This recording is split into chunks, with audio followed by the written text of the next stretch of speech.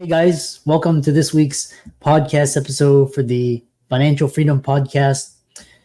I'm really excited about today's guest, Ryan Urban. He's the business owner's guide to money, and he's got a LinkedIn and a YouTube channel. In today's talk, we're going to talk all about the financial challenges faced by business owners, simplified retirement planning, money, protecting your assets, maximizing the value of your business. It's going to be a great discussion. Ryan, welcome. Thanks, Doctor. It's great to be here. Yeah, all my friends call me Chris, and I consider you one. So tell us, the audience, about yourself, your background, how you got started, and we'll get into it. You know, sure. It's interesting because you just had a guest on not long back, Anna. I'm trying to remember her last name. She was talking about Anna Nelson, and she was talking about how a situation where she faced a tough career decision. She had to, she wanted to do something new, but she wanted to do something that she loved, that she wanted to go to work. And I was sitting here cheering her on because I had the same kind of a situation happen to me. I was in broadcasting for about 20 years. And the whole time I was in broadcasting, I kept thinking to myself, I'm just doing this until I decide what I'm going to do when I grow up. One day, I was doing an appearance. That's you go somewhere and you talk to people and they pay you for showing up. And I was done with that. I was sitting in my car in Santa Cruz, California at a 7-Eleven. And I was thinking to myself, I've got to do what I want to do with my life. I just don't want to do this anymore. Well, I always wanted to be a financial advisor, but you got your testing and education and training and all this stuff. It takes a long time. Well, it occurred to me that the time was going to go by anyway. And so I might as well do it. So I did it. And I was an advisor for about 20 years, wrote a book called The Business Owner's Guide to Money. And one day last year in July, I got a call out of nowhere. And it was a group. I lived in Colorado Springs. It was a group there who wanted to merge with my firm. And I said, yeah, I'm probably a little closer to retirement. And they go, oh, well, that could work too. One thing led to another. And October 31st of last year, I sold my business. And now I help individuals and businesses with really three things. And I work with them only on an hourly fee basis. I don't take percentages and all that stuff. We look at investment guidance, investment planning, retirement planning, and asset protection. I was going to retire. And I told my wife and kids, yeah, I'm going to retire. And they laughed. They thought that was funny. I'm nowhere near being ready to do that. So that's where I am. That's how I got here. Yeah, really interesting. And I love this idea of going for it. Just, like I said, the time's going to pass by and you're missing out by not acting. One thing is talking about of the financial challenges faced by business owners and the biggest financial mistakes business owners make. Mm-hmm. What is that? Well, it's almost unfair, Chris, because on one hand, you might be the best physician or the best florist or the best plumber, but that doesn't mean you're going to be a good business owner. And it's an entirely different skill set, and it's almost unfair. And so that's the biggest challenge, because what a lot of business owners don't understand, and I have to bring it up to them, and sometimes I'll get this blank look on their face like I hadn't even thought of that, is that you're building equity in your business. And for a lot of people, when you sell that business one day, it's going to be your retirement or much of your retirement. And so you're having to juggle a lot of balls at one time here. You're trying to do what you do. You're trying to be a business owner, which is a different skill set, and you're trying to plan for retirement. And so there are certain things that business owners can do to make it a little bit better for them. But the first thing that a business owner needs to do, and this is whether it's a new business, if you're just thinking about a business, even if you've been in business for a while, it's almost a dirty word, or dirty phrase. Here it comes: business plan. People hate the thought of doing business plans. And I'll tell you something, and this is not a commercial for me because I don't do business plans, but I want a business owner to write their own business plan. And the reason for that is, if you write a business plan properly, Chris, it's going to force you to look at your business from every angle.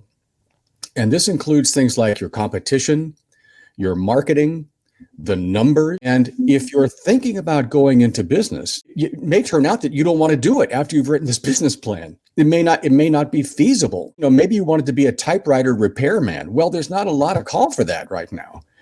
And so maybe that will help you. But when you're forced to look at every little part of your business, a business plan really, really can help. That is number one. That's the first thing I want people to do. I love that. I love that idea. And then something talking about, as we talk into more of from the business to the personal side, but talk about retirement planning and financial planning for business owners. It's complicated. Normally, when I sit down and I do income planning for an individual who has a job, a real job. So what you're doing then is you're looking at things like, well, what is their 401k going to look like in X years? What is their Social Security benefit going to look like in X years? And so we put all this together, and we have 6 things that we look at. And then we can actually, it's actually a very clarifying moment for them, because when we're done, I have a number for them. And it's very helpful to them. It makes it much more simple. With a business owner, it's a different deal. You may have some kind of a retirement plan, but you also have that business. And so part of what you have to do is you have to make that business as valuable and as attractive to buy as possible, like you're selling a used car, right? I mean, if you're selling a used car, what are you going to do? You're going to spiff it up, you're going to vacuum it, you're going to clean it up. Well, here's the good news about that. It occurred to me over the years working with business owners, there are things that you can do to make your business more valuable to sell that make it more effective today, that help you make more money today. You really need to do that, because when you sell your business, a lot of people, a big mistake people make is they assume that someone is just going to come along and write a check for your business. Well, that ain't how it usually works. The terms, when you sell your business, it's oftentimes going to be a buyout period, or you may work for the business for a couple of years so that there's a transition so that the new buyers don't lose all your clients. And so there are a lot of things you have to think about. So just as you have to plan for retirement, you have to plan for the eventual sale of your business, even if it's only 10 years down the road, while you're trying to be good at what you do and while you're running the business. That's a lot of responsibility, and it takes a lot of planning. So how do when you say maximizing the value of your business, kind of what are some things, and how business owners can get the most money for what kind of metrics should they be looking at? It's a great question. It's a great question. And we have around 10 things that we look at that are very careful. Again, remember, these are things that also make your business better today. So the first thing we look at is the size and concentration of your client base. So in other words, you have to ask yourself, are there 1 or 2 or 3 or 4 clients who, if they were to leave, I'd be in trouble? Well, remember that the business buyer is thinking the same thing. All right. So they're going to look at the concentration of your business. Another thing is owner as the MVP. In other words, is the owner of the company too important? Can the company not run itself in case that the owner is not there? Maybe they're incapacitated. Maybe they can't be there for some reason. Well, a buyer wants to know that too. They're going to look at things like competitive advantages. How do you compare to your competition? Where are your strengths and where are your weaknesses? And that goes back to writing a business plan, because when you're writing a business plan, you have to check out your competition. What does your marketing look like? How well are you branding yourself? How do you set yourself apart from them? How smooth are your inner logistics? What do they call it in furniture? Feng shui, right? So how smooth is the movement of business through your company from the time the phone rings to the time you've sold your product or your service? We look at things like, how many long-term employees do you have?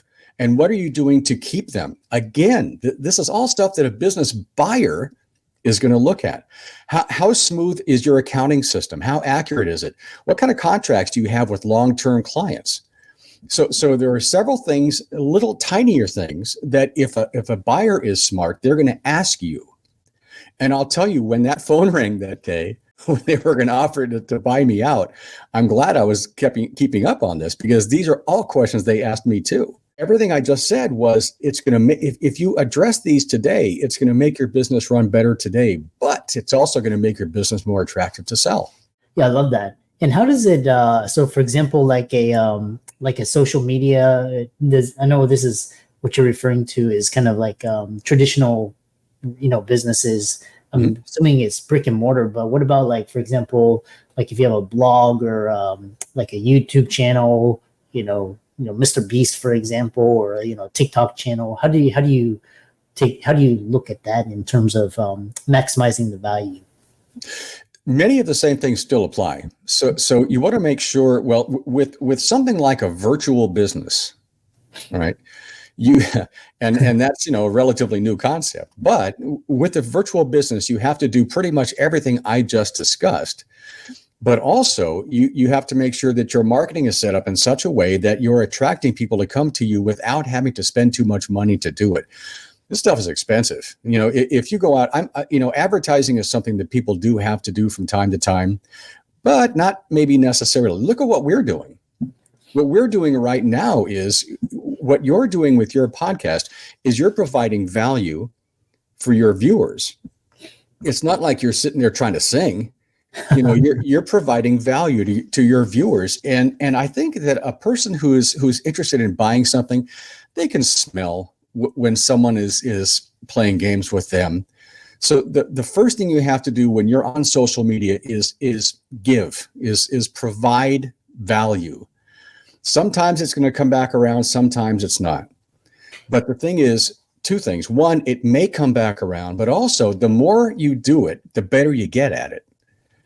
And so social media can be absolutely fantastic as long as you continue to provide value. Now, the weakness of it is, remember I talked about owner as the MVP, because you and I are the face of our podcast, right? Yeah. So if we were to leave, there's a problem. So what you do there is you have a plan in place where someone is going to replace you, or and a great way to do that is have them come on, have them join you, and then slowly you do a handoff. You know who's doing that? I used to be a Dave Ramsey SmartFester Pro. And he's in the process of doing that now, where he's probably seeing the end zone, the retirement. And so he brings in other people to assist, and now they're as well known as he is, just about. I think Tony Robbins is also doing the same thing. I see him. There's two, like there's Scott something, and there's another Ken something. But he's actually, he does more of the.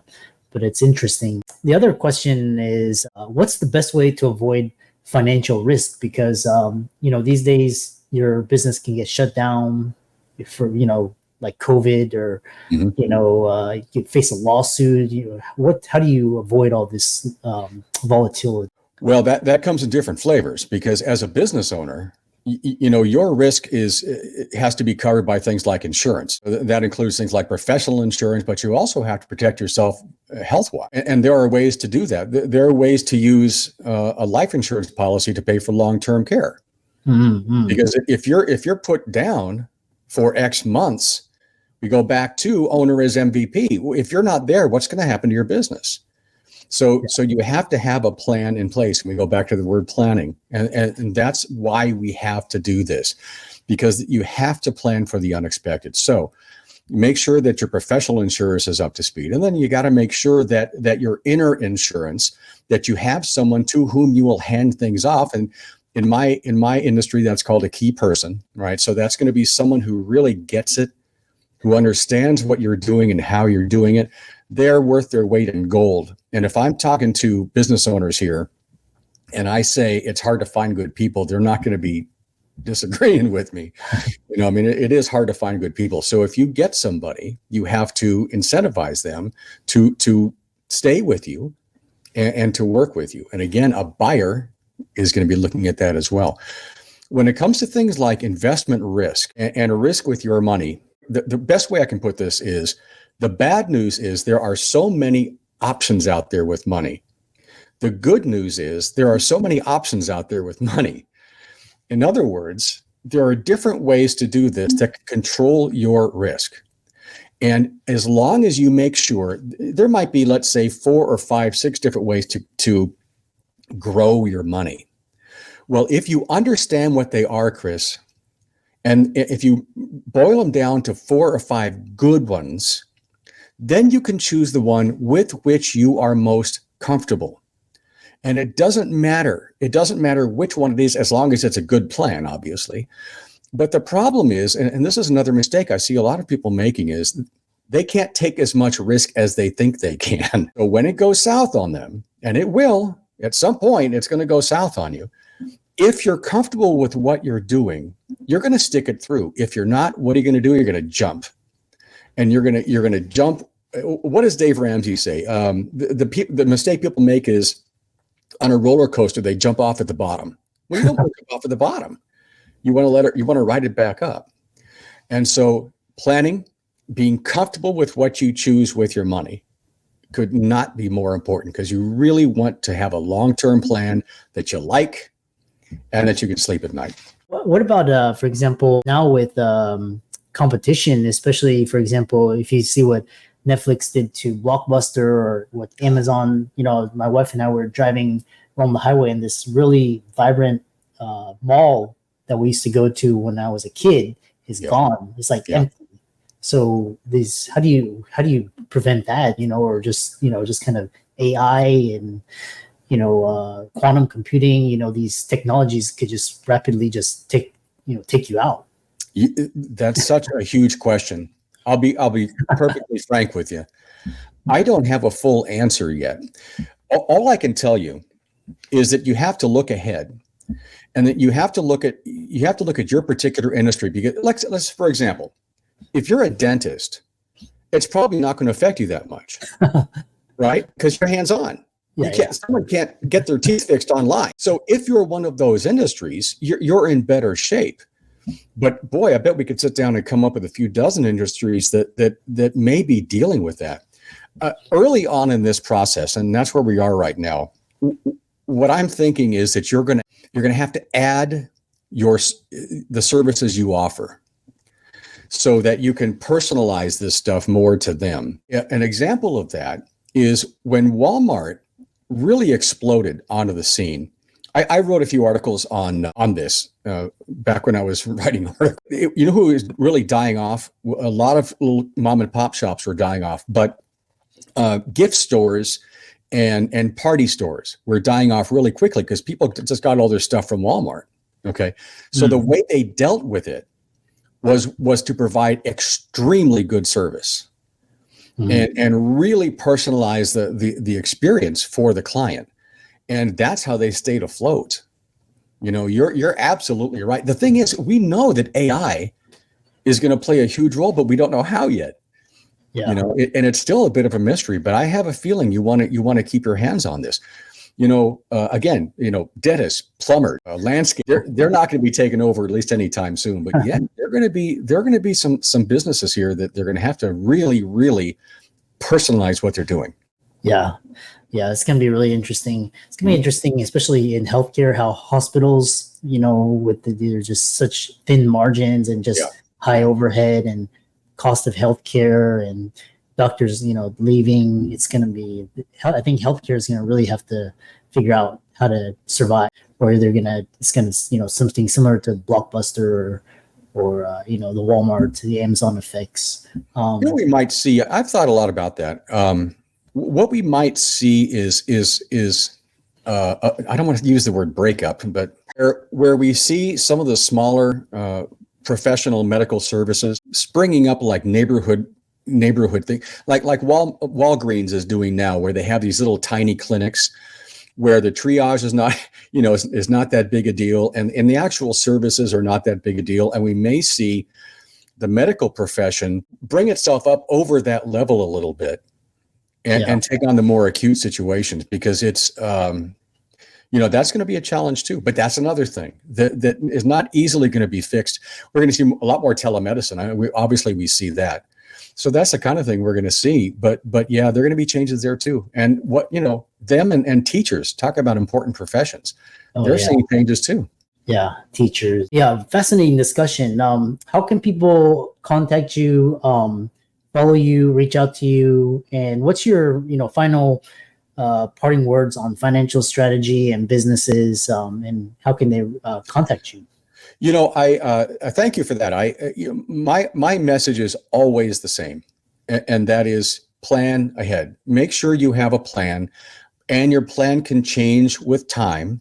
And don't forget that when you do make decisions financially, that you're comfortable with them, and you're not going to be stuck with just one choice. You're going to have a few choices. Choose the one that you can sleep at night with. If you would like to reach me, I work only on an hourly basis as needed. So it's nice and easy. I'm not taking percentages and all that stuff. My website is Alpha Podcast is the Business Owner's Guide to Money. And you can reach me. My email is Ryan@Alpha. And for all the audience out there, let's thank Ryan for coming onto the show and really talking about financial planning and how to survive as a business owner in today's time. Great discussion on disruptive technology and trends, and all of his resources will be in the links and show notes. And thanks so much for coming onto the podcast. Great, Chris. Thanks so much.